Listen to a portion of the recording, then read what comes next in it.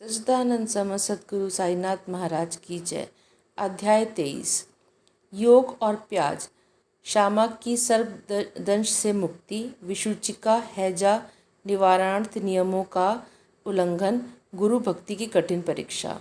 वस्तुतः मनुष्य त्रिगुण में 3 गुण अर्थात सत्व रज तम है तथा माया के प्रभाव से ही उसे भासित होने लगता है कि मैं शरीर हूँ। दैहिक बुद्धि के आवरण के कारण ही वह ऐसी धारणा बना लेता है कि मैं ही कर्ता और उपभोग करने वाला हूँ, और इस प्रकार वह अपने को अनेक कष्टों में स्वयं फंसा लेता है। फिर उससे छुटकारे का कोई मार्ग नहीं सूझता। मुक्ति का एकमात्र उपाय है गुरु के श्री चरणों में अटल प्रेम और भक्ति। सबसे महान अभिनयकर्ता भगवान साई ने भक्तों को पूर्ण आनंद पहुंचाकर उन्हें निज स्वरूप में परिवर्तित कर लिया है। उपरोक्त कारणों से हम साईं बाबा को ईश्वर का ही अवतार मानते हैं, परंतु वे सदा ही यह कहा करते थे कि मैं तो ईश्वर का दास हूँ। अवतार होते हुए भी मनुष्य को किस प्रकार आचरण करना चाहिए था, अपने वर्ण के कर्तव्यों को किस प्रकार निभाना चाहिए, इसका उदाहरण उन्होंने लोगों के समक्ष प्रस्तुत किया। जो सब जड़ और चेतन पदार्थों में ईश्वर के दर्शन करता है वो विनयशीलता ही उपयुक्त थी। उन्होंने किसी की उपेक्षा या अनादर नहीं किया। वह सब प्राणियों में भागवत दर्शन करते थे। उन्होंने ये कभी नहीं कहा कि मैं अनल हक सोहम हूँ। वह सदा यही कहते थे कि मैं तो यादे हक दसहोम हूँ। अल्लाह मालिक सदा उनके होठों पर रहता था। हम अन्य संतों से परिचित नहीं हैं और ना हमें ज्ञात है कि वे किस प्रकार आचरण किया करते हैं अथवा उनकी दिनचर्या इत्यादि क्या है। ईश कृपा से केवल हमें इतना ही ज्ञात है कि वह अज्ञान और बुद्ध जीवों के निमित्त स्वयं अवतीर्ण होते हैं। शुभ कर्मों के परिणाम स्वरूप ही हम में संतों की कथाएं और लीला श्रवण करने की इच्छा उत्पन्न होती है, अन्यथा नहीं। हम कुछ मुख्य कथा पर आते हैं। योग और प्याज। एक समय कोई एक योग्याभ्यासी नाना साहेब चंदोरकर के साथ शिरडी आया। उसने पतंजलि योग सूत्र तथा योग शास्त्र के अन्य ग्रंथों का विशेष अध्ययन किया था, परंतु वह व्यवहारिक अनुभव से वंचित था। मन एकाग्र न हो सकने के कारण वह थोड़े समय के लिए भी समाधि न लगा सकता था। यदि साईं बाबा की कृपा प्राप्त हो जाए तो उनसे अधिक समय तक समाधि अवस्था प्राप्त करने की विधि ज्ञात हो जाएगी। इस विचार से वह शिरडी आए और जब मस्जिद में पहुंचा तो साईं बाबा को प्याज सहित रोटी खाते देख उसे ऐसा विचार आया कि यह कच्ची प्याज सहित सूखी रोटी खाने वाला व्यक्ति मेरी कठिनाइयों को किस प्रकार हल कर सकेगा। साईं बाबा अंतर्ज्ञान से उसका विचार जानकर तुरंत नाना साहिब से बोले कि ओ नाना, जिसमें प्याज हजम करने की शक्ति है उसको ही इसे खाना चाहिए, अन्य को नहीं। अन्य शब्दों से अत्यंत विस्मित होकर योगी ने साईं चरणों में पूर्ण आत्मसमर्पण कर दिया। शुद्ध और निष्कपट भाव से अपनी कठिनाइयां बाबा के समक्ष प्रस्तुत करके उनसे उनका हल प्राप्त किया, और इस प्रकार संतुष्ट और सुखी होकर बाबा के दर्शन और उदी लेकर वह शिरडी से चला गया। श्यामा की सर्पदंश से मुक्ति। कथा प्रारंभ करने से पूर्व हेमाडपंत लिखते हैं कि जीव की तुलना पालतू तोते से की जा सकती है, क्योंकि दोनों ही बद्ध हैं, एक शरीर में तो दूसरा पिंजरे में। दोनों ही अपनी बद्ध अवस्था को श्रेयकर समझते हैं, परंतु यदि हरि कृपा से उन्हें कोई उत्तम गुरु मिल जाए और वह उनके ज्ञान चक्षु खोलकर उन्हें बंधन मुक्त कर दे तो उनकी चेतना का स्तर ऊंचा हो जाता है, जिसकी तुलना में पूर्व संकीर्ण स्थिति सर्वथा तुच्छ हो जाती है। गद्य अध्याय में किस प्रकार श्री मेरकर पर आने वाले संकट की पूर्व सूचना देकर उन्होंने उससे बचाया गया, इसका वर्णन किया जा चुका है। पाठक वृंद अब उसी प्रकार की एक और कथा श्रवण करें। एक बार श्यामा को विजयदास साहब ने उनके हाथ की उंगली में डस लिया। समस्त शरीर में विष का प्रसार हो जाने के कारण वे अत्यंत कष्ट का अनुभव करके क्रंदन करने लगे कि अब मेरा अंतकाल समीप आ गया है। उनके इष्ट मित्र उन्हें भगवान विठोबा के पास ले जाना चाहते थे, जहाँ इस प्रकार की समस्त पीड़ाओं की योग्य चिकित्सा होती है, परंतु श्यामा मस्जिद की ओर ही दौड़े। उन्होंने विठोबा श्री साईं बाबा के पास अपने विठोबा श्री साईं बाबा के पास। जब बाबा ने उन्हें दूर से आते देखा तो वह झिड़कने और गालियां देने लगे। वह क्रोधित होकर बोले, अरे ओ नादान कृतघ्न बम्मन, ऊपर मत चढ़, सावधान, यदि ऐसा किया तो और फिर गर्जन करते हुए बोले, हट, दूर हट, नीचे उतर। श्री साईं बाबा को इस प्रकार अत्यंत क्रोधित देख श्यामा उलझन में पड़ गया और निराश होकर सोचने लगा कि केवल मस्जिद ही तो मेरा घर है और साईं बाबा मात्र असहायों के आश्रयदाता, और जब वह ही इस प्रकार मुझे यहाँ से भगा रहे हैं तो मैं अब किसकी शरण में जाऊँ। उसने अपने जीवन की आशा ही छोड़ दी और वहीं शांतिपूर्वक बैठ गया। थोड़े समय के पश्चात जब बाबा पूर्णतः शांत हुए तो श्यामा ऊपर आकर उनके समीप बैठ गए। तब बाबा बोले, डरो नहीं, तिल मात्र भी चिंता मत करो, दयालु फकीर तुम्हारी अवश्य रक्षा करेगा। घर जाकर शांति से बैठो और बाहर ना निकलो। मुझ पर विश्वास कर निर्भय होकर चिंता त्याग दो। उन्हें घर भेजवाने के पश्चात ही पीछे से बाबा ने तात्या पाटिल और काका साहेब दीक्षित के द्वारा ये कहला भेजा कि वह इच्छा अनुसार भोजन करे, घर में टहलते रहे, लेटे नहीं और ना शयन करे। कहने की आवश्यकता नहीं, आदेश का अक्षराक्षर पालन किया गया और थोड़े समय में ही वह पूर्ण स्वस्थ हो गए।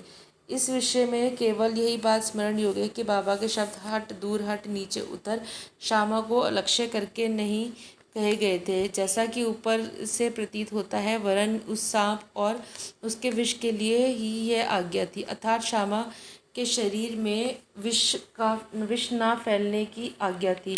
अन्य मंत्र शास्त्रों के विशेषज्ञों की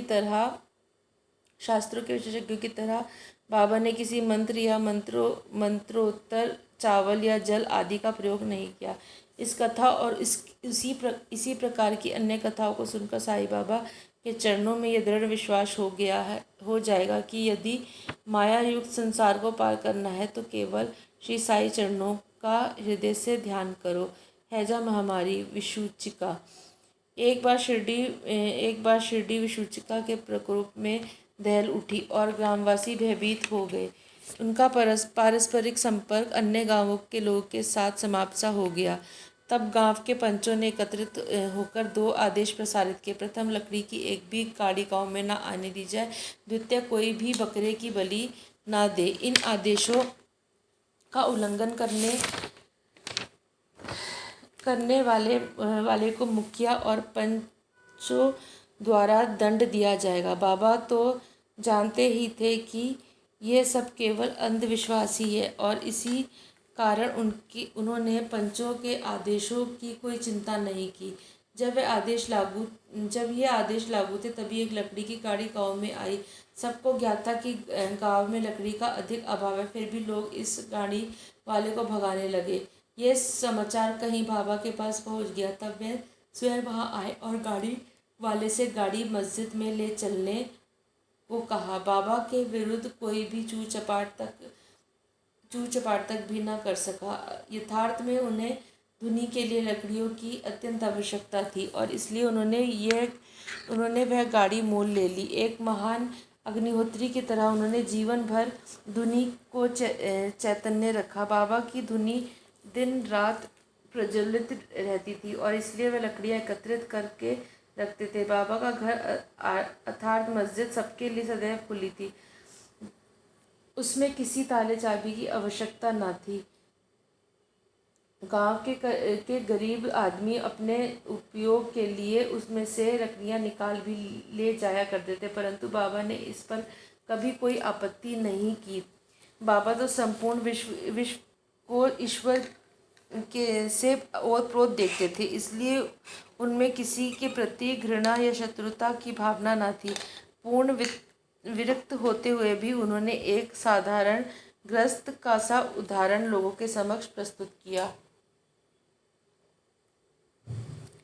गुरु भक्ति की कठिन परीक्षा। अब देखिए दूसरे अध्याय की भी दूसरे आदेश की भी बाबा ने क्या दशा की। वह आदेश लागू रहते हुए समय कोई मस्जिद में एक बकरा बलि देने लाया गया। ये अत्यंत दुर्बल, बूढ़ा और मरने ही वाला था। उस समय मालेगांव के फ़कीर पीर मोहम्मद उर्फ बड़े बाबा भी उनके समीप ही खड़े थे। बाबा ने उन्हें बकरा काट कर बलि चढ़ाने को कहा। श्री साईं बाबा बड़े बाबा का आदर किया करते थे। इस कारण वह सदैव उनके दाहिने ओर ही बैठा करते थे। सबसे पहले वह ही चिलम पीते और फिर बाबा को देते, बाद में अन्य भक्तों को।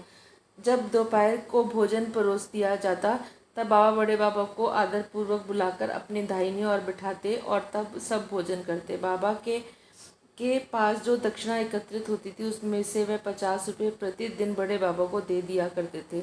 जब वह लौटते तो बाबा भी उनके साथ 100 कदम तक जाया करते थे। उनका इतना आदर होते हुए भी जब बाबा ने उनसे बकरा काटने को कहा तो उन्होंने अस्वीकार कर स्पष्ट शब्दों में कह दिया कि बलि चढ़ाना व्यर्थ ही है। तब बाबा ने श्यामा से बकरे की बलि के लिए कहा। वह राधा कृष्ण माई के घर जाकर एक चाकू ले आए और उसे बाबा के सामने रख दिया। राधा कृष्ण माई को जब कारण का पता चला तो उन्होंने चाकू वापस मंगवा लिया। अब श्यामा दूसरा चाकू लाने के लिए गए, किंतु बड़े देर तक मस्जिद में न लौटे। तब काका साहिब दीक्षित की बारी आई। वह सोना सच्चा तो था, परंतु उसको कसौटी पर कसना भी अत्यंत आवश्यक था। बाबा ने उनसे चाकू लाकर बकरा काटने को कहा। वह साठेवाड़े से एक चाकू ले आए और बाबा की आज्ञा मिलते ही काटने को तैयार हो गए। उन्होंने पवित्र ब्राह्मण वंश में जन्म लिया था और अपने जीवन में वह बलि कृत्य जानते ही न थे। यद्यपि हिंसा करना निंदनीय है, फिर भी वह बकरा काटने के लिए उद्यत हो गए।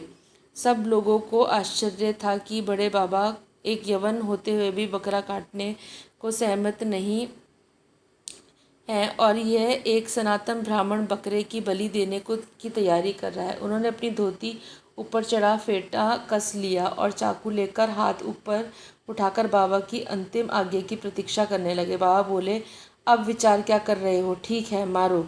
जब वह उनका हाथ नीचे आने ही वाला था तब बाबा बोले, ठहरो, तुम कितने दुष्ट हो। ब्राह्मण होकर तुम बकरे की बलि दे रहे हो।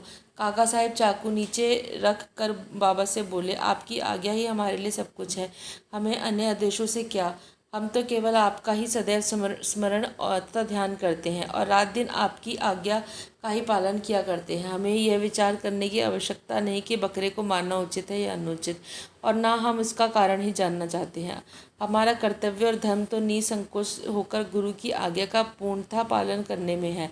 तब बाबा ने काका साहब से कहा कि मैं स्वयं ही बलि चढ़ाने का कार्य करूँगा। तब ऐसा निश्चित हुआ कि तकिए के पास जहाँ बहुत से फ़कीर बैठते हैं वहाँ चलकर उसकी बलि देनी चाहिए। जब बकरा वहाँ ले जाया जा रहा था तभी रास्ते में गिर कर वह मर गया। भक्तों के प्रकार का वर्णन कर श्री हेमांत पंडित अध्याय समाप्त करते हैं। भक्त 3 प्रकार के हैं, उत्तम, मध्यम और साधारण। प्रथम श्रेणी के भक्त वह हैं जो अपने गुरु की इच्छा पालन कर पहले से ही जानकर अपना कर्तव्य मानकर सेवा करते हैं। द्वितीय श्रेणी के भक्त वह हैं जो गुरु की आज्ञा मिलते ही उनका तुरंत पालन करते हैं। तृतीय श्रेणी के भक्त वह हैं जो गुरु की आज्ञा सदैव टालते हुए पग पग पर त्रुटियां किया करते हैं। भक्तगण यदि अपनी जागृत बुद्धि और धैर्य धारण कर दृढ़ विश्वास स्थिर करे तो निसंदेह उनका आध्यात्मिक ध्येय उनसे अधिक दूर नहीं है। श्वास का नियंत्रण, हठ योग तथा अन्य कठिन साधनाओं की कोई आवश्यकता नहीं है।